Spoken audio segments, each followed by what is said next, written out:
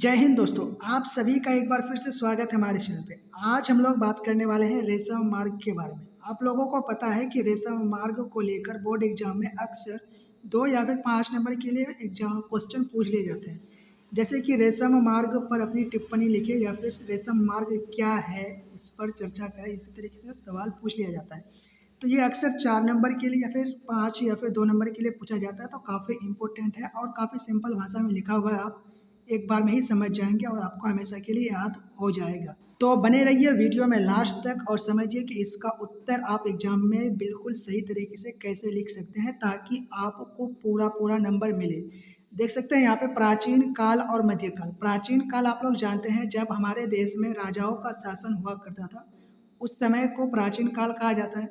और मध्यकाल जब हमारे देश में अंग्रेजों का शासन हुआ करता था, तो उस समय को मध्यकाल कहा जाता है।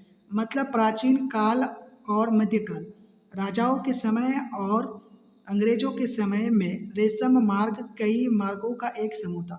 रेशम मार्ग सुनने के बाद अक्सर दिमाग में यही आता है कि रेशम मार्ग सिर्फ एक अकेला रास्ता होगा, लेकिन ऐसा नहीं है।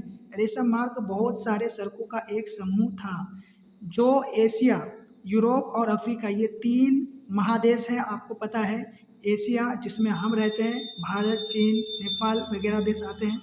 यूरोप एक महादेश है, अफ्रीका एक महादेश है। तो इन 3 महादेशों को जोड़ता था। इसका एक मार्ग भारत में भी आता था। भारत हमारा देश है, तो भारत में भी रेशम मार्ग का एक मार्ग आता था। अब सवाल है कि रेशम की खोज कहाँ हुई थी। तो देख सकते हैं रेशम की खोज चीन में हुई थी। चीन हमारा पड़ोसी देश है, तो रेशम की खोज चीन में हुई थी। और इसके पीछे एक काफ़ी इंटरेस्टिंग सा स्टोरी है। कहा जाता है, विश्वास करना थोड़ा अजीब लगता है लेकिन फिर भी सुनने में किया जाता है।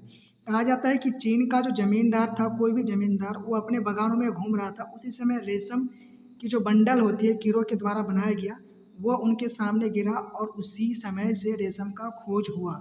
अब बारी आता है कि रेशम मार्ग को रेशम मार्ग ही क्यों कहा जाता है।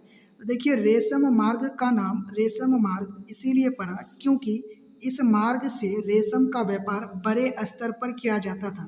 अब इसका मतलब यह नहीं कि इस मार्ग से सिर्फ रेशम का ही व्यापार किया जाता था, रेशम को एक जगह से दूसरी जगह ले जाया जाता था। इस मार्ग से बहुत तरह तरह के व्यापार हुआ करता था, लेकिन बड़े स्तर पर मतलब सबसे ज़्यादा रेशम का ही व्यापार हुआ करता था।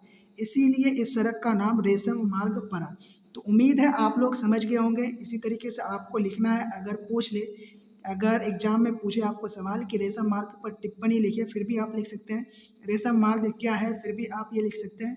तो आज के लिए इतना ही, मिलेंगे फिर नेक्स्ट वीडियो में। तब तक के लिए थैंक यू, जय हिंद, जय भारत। और लास्ट में एक बात कहना चाहेंगे कि चैनल को सब्सक्राइब करके बेल बटन दबा लें ताकि 10th क्लास का जो इम्पोर्टेंट टॉपिक्स हैं उनका नोटिफिकेशन जब भी हम कोई वीडियो डालें तो आप तक पहुंच पाए और आप उस चीज़ को ईजिली समझ पाएँ।